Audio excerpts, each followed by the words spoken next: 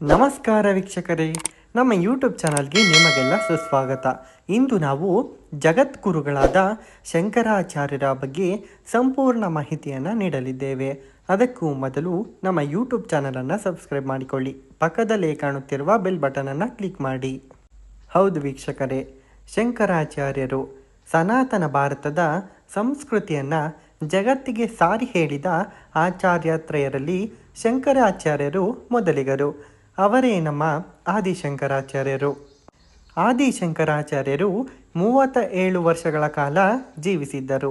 ಶಂಕರಾಚಾರ್ಯರು ಈ ಅಲ್ಪ ಅವಧಿಯಲ್ಲಿಯೇ ದೇಶದ ಮೂಲೆ ಮೂಲೆಗಳಿಗೆ ಸಂಚರಿಸಿ ಗೀತಾಚಾರ್ಯ ಶ್ರೀಕೃಷ್ಣನ ಸಿದ್ಧಾಂತವಾದ ಅದ್ವೈತ ತತ್ವವನ್ನು ಪ್ರತಿಪಾದಿಸುತ್ತಾ ಜಗತ್ತಿಗೆ ಸಾರಿ ಹಲವಾರು ಮತಗಳಿಂದ ದಾಳಿಗೊಳಗಾಗುತ್ತಿದ್ದ ನಮ್ಮ ಸನಾತನ ಹಿಂದೂ ಧರ್ಮವನ್ನು ಪುನರುತ್ಥಾನಗೊಳಿಸಿದರು.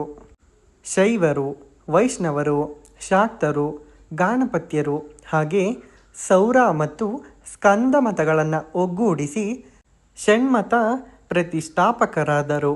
ಆದಿಶಂಕರರು ಭಗವದ್ಗೀತೆ, ಉಪನಿಷತ್ ಹಾಗೂ ಬ್ರಹ್ಮಸ್ತೋತ್ರಗಳಿಗೆ ಭಾಷ್ಯ ಬರೆದ ಮೊದಲ ಆಚಾರ್ಯರಾದರು. ಆದಿಶಂಕರಾಚಾರ್ಯರ ಜನನದ ಕುರಿತು ಮಾಹಿತಿ. ಶಂಕರಾಚಾರ್ಯರ ಕಾಲದ ಬಗ್ಗೆ ವಿದ್ವಾಂಸರಲ್ಲಿ ಇನ್ನೂ ಜಿಜ್ಞಾಸೆ ಇದೆ. ಒಂದು ವಿಧದ ಪ್ರಕಾರ ಇವರು 8ನೇ ಶತಮಾನದಲ್ಲಿ ಜನಿಸಿದರು ಎಂದು ನಂಬಲಾಗಿದೆ. ಕೇರಳ ರಾಜ್ಯದ ಕಾಲಾಟಿ ಅಥವಾ ಕಾಲಾಡಿ ಎಂಬ ಹಳ್ಳಿಯ ಒಂದು ಬಡ ನಂಬೂದರಿ ಬ್ರಾಹ್ಮಣ ಕುಟುಂಬದಲ್ಲಿ ಇವರು ಜನಿಸಿದರು. ತಂದೆ ಶಿವಗುರು ಹಾಗೆ ತಾಯಿ ಆರ್ಯಾಂಬೆ. ಹುಟ್ಟಿದ ದಿನ ವಿಭವ ಸಂವತ್ಸರದ ವೈಶಾಖ ಮಾಸದ ಶುಕ್ಲ ಪಕ್ಷದ ಪಂಚಮಿ ತಿಥಿಯಂದು. ಇವರು ಅತ್ರೇಯ ಗೋತ್ರದ ಯಜುರ್ವೇದದ ತೈತ್ರೀಯ ಶಾಖದವರು ಎಂದು ಹೇಳಲಾಗುತ್ತದೆ. ಇವರಿಗೆ ಎಲ್ಲ ಮಹಿಳೆಯರು ಮಾತೃ ಸ್ವರೂಪಿಣಿಯರು. ಬಾಲ್ಯದಿಂದಲೇ ತಂದೆಯನ್ನು ಕಳೆದುಕೊಂಡರು ಶಂಕರಾಚಾರ್ಯರು. ಶಂಕರಾಚಾರ್ಯರ ಬಾಲ್ಯದ ವಿವರಗಳು. ಬಾಲ್ಯದಲ್ಲೇ ತಂದೆಯನ್ನು ಕಳೆದುಕೊಂಡರು ಶಂಕರಾಚಾರ್ಯರು. ಆಧ್ಯಾತ್ಮಿಕತೆಯಲ್ಲಿ ಆಸಕ್ತಿಯ ಇದ್ದಿದ್ದ ಕಾರಣ ಇವರು ಸನ್ಯಾಸತ್ವವನ್ನು ಸ್ವೀಕರಿಸುವತ್ತ ಒಲವನ್ನು ತೋರಿದರು. ಆದರೆ ಒಬ್ಬನೇ ಮಗನಾಗಿದ್ದ ಕಾರಣ ಶಂಕರನನ್ನು ಸನ್ಯಾಸಿಯಾಗಿ ನೋಡಲು ಶಂಕರರ ತಾಯಿಗೆ ಇಷ್ಟ ಇರಲಿಲ್ಲ. ಹಾಗಾಗಿ ತಾಯಿಯ ಮನವೊಲಿಸಲು ಶಂಕರರು ಬಹಳ ಕಷ್ಟಪಡಬೇಕಾಯಿತು.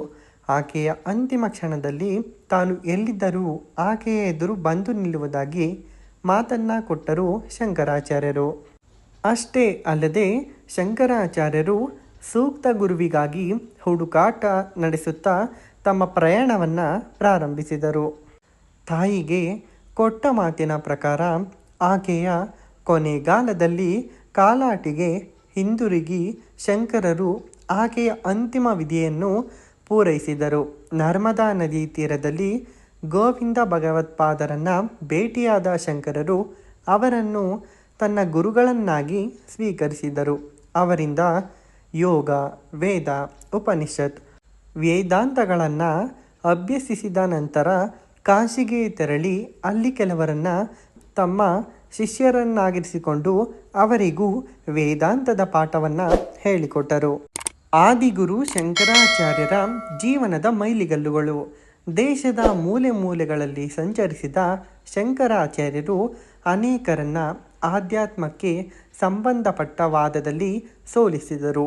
ಇವುಗಳಲ್ಲಿ ಮಂಡನ ಮಿಶ್ರರನ್ನ ವಾದದಲ್ಲಿ ಸೋಲಿಸಿದ ಘಟನೆ ಬಹು ಪ್ರಮುಖವಾದದ್ದು. ಮಂಡನ ಮಿಶ್ರರೇ ನಂತರ ಶ್ರೀ ಸುರೇಶ್ವರಾಚಾರ್ಯರ ಎಂಬ ಹೆಸರಿನಿಂದ ಪ್ರಸಿದ್ಧರಾದ ಶಿಷ್ಯರಾದರು. ದೇಶದ 4 ದಿಕ್ಕುಗಳಲ್ಲಿ 4 ಪೀಠಗಳು ಅಂದರೆ 4 ಮಠಗಳನ್ನು ಸ್ಥಾಪಿಸಿದರು. ಪ್ರತಿಯೊಂದು ಪೀಠಕ್ಕೂ ತಮ್ಮ ಒಬ್ಬೊಬ್ಬ ಶಿಷ್ಯರನ್ನು ಪೀಠಾಧಿಪತಿಯನ್ನಾಗಿ ಮಾಡಿದರು. ಅಷ್ಟೇ ಅಲ್ಲದೆ ಶಂಕರಾಚಾರ್ಯರು ಅದ್ವೈತ ಸಿದ್ಧಾಂತವನ್ನು ಜನಪ್ರಿಯಗೊಳಿಸಲು ಹಲವಾರು ಪಂಡಿತರನ್ನು, ಶಾಸ್ತ್ರವೇತ್ತರನ್ನು ಜಯಿಸಿ ಸರ್ವಜ್ಞ ಪೀಠವನ್ನೇರಿದರು.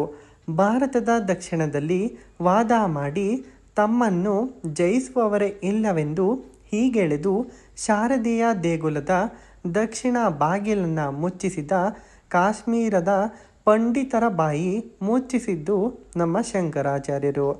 ಶ್ರೀ ಶಂಕರರು ಸ್ಥಾಪಿಸಿದ 4 ಪೀಠಗಳು: ಉತ್ತರದಲ್ಲಿ ಬದರಿ ಪೀಠ, ಉತ್ತರ ಜ್ಯೋತಿರ್ಮಠ; ದಕ್ಷಿಣದಲ್ಲಿ ಶೃಂಗೇರಿ ಪೀಠ, ದಕ್ಷಿಣ ಶಾರದಾ ಮಠ; ಪೂರ್ವದಲ್ಲಿ ಪುರಿ ಪೀಠ, ಪೂರ್ವ ಗೋವರ್ಧನ ಮಠ; ಪಶ್ಚಿಮದಲ್ಲಿ ದ್ವಾರಕಾ ಪೀಠ, ಪಶ್ಚಿಮ ಮಠ ಕಾಳಿಕಾ ಪೀಠ. ಈ 4 ಮಠಗಳು ಇಂದಿಗೂ ತಮ್ಮ ಗುರು ಪರಂಪರೆಯನ್ನು ಮುಂದುವರಿಸಿಕೊಂಡು ಬಂದಿದೆ. ಅಸಂಖ್ಯಾತ ಮಂದಿ ಅನುಯಾಯಿಗಳನ್ನು ಹೊಂದಿದೆ. ಶಂಕರಾಚಾರ್ಯರು ಬಾದರಾಯಣರ ಬ್ರಹ್ಮಸ್ತೋತ್ರ, ವೇದಾಂತ ಸ್ತೋತ್ರ, ಶಾರೀರಿಕ ಸ್ತೋತ್ರಗಳಿಗೆ ಭಾಷ್ಯವನ್ನು ರಚಿಸಿದರು. ಅಲ್ಲದೆ ಉಪನಿಷತ್ತುಗಳಿಗೆ ಮತ್ತು ಶ್ರೀಮದ್ ಭಗವದ್ಗೀತೆಗೆ ಭಾಷ್ಯವನ್ನು ಬರೆದು ಪ್ರಸ್ಥಾನತ್ರಯಗಳನ್ನು ಪೂರ್ಣಗೊಳಿಸಿದರು.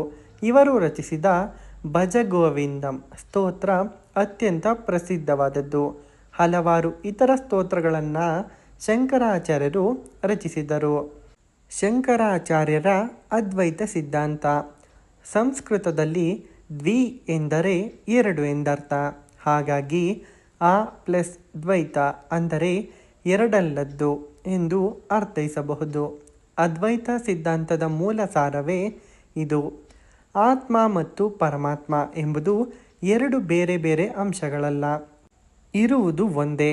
ಆತ್ಮನೇ ಪರಮಾತ್ಮನು, ಪರಮಾತ್ಮನೇ ಆತ್ಮನು. ಎರಡನೆಯದು ಅಹಂ ಬ್ರಹ್ಮಾಸ್ಮಿ, ನನ್ನೊಳಿರುವ ಆತ್ಮವೇ ಪರಬ್ರಹ್ಮ. ತತ್ವಮಸಿ, ನೀನು ಅದೇ ಆತ್ಮದಿಂದ ಆಗಿರುವೆ ಎಂಬುದು ಅದ್ವೈತ ತತ್ವದ ಮೂಲ ಮಂತ್ರ. ಇದಲ್ಲದೆ ಆದಿಶಂಕರಾಚಾರ್ಯರು ಪರಮಾತ್ಮ ಅಂದರೆ ಆತ್ಮ, ಅದು ಮಾತ್ರ ಸತ್ಯ, ಈ ಜಗತ್ತಿನಲ್ಲಿ ಮಿಕ್ಕೆಲ್ಲವೂ ಮಿಥ್ಯ, ಹಾಗೂ ಸರ್ವಂ ಬ್ರಹ್ಮಮಯಂ ಜಗತ್, ಈ ಜಗತ್ತಿನಲ್ಲಿ ಎಲ್ಲವೂ ಪರಮಾತ್ಮನಿಂದಲೇ ಆವರಿಸಲ್ಪಟ್ಟಿದೆ ಎಂಬುದಾಗಿ ಜಗತ್ತಿಗೆ ಸಾರಿದ ಮಹಾಗುರು ಶಂಕರಾಚಾರ್ಯರು. ನೋಡಿದರಲ್ಲ ವೀಕ್ಷಕರೇ, ಶಂಕರಾಚಾರ್ಯರ ಕುರಿತು ಸಂಪೂರ್ಣ ಮಾಹಿತಿ. ಇದೇ ರೀತಿಯ ಹೆಚ್ಚಿನ ವಿಡಿಯೋಗಳಿಗಾಗಿ ನಮ್ಮ ಯೂಟ್ಯೂಬ್ ಚಾನಲನ್ನು ಸಬ್ಸ್ಕ್ರೈಬ್ ಮಾಡಿಕೊಳ್ಳಿ. ಪಕ್ಕದಲ್ಲೇ ಕಾಣುತ್ತಿರುವ ಬೆಲ್ ಬಟನನ್ನು ಕ್ಲಿಕ್ ಮಾಡಿ. ಈ ವಿಡಿಯೋವನ್ನು ಹಲವಾರು ಮಂದಿಗೆ ಶೇರ್ ಮಾಡಿ. ವಿಡಿಯೋ ನೋಡಿದ್ದಕ್ಕಾಗಿ ಧನ್ಯವಾದಗಳು. Thanks for watching.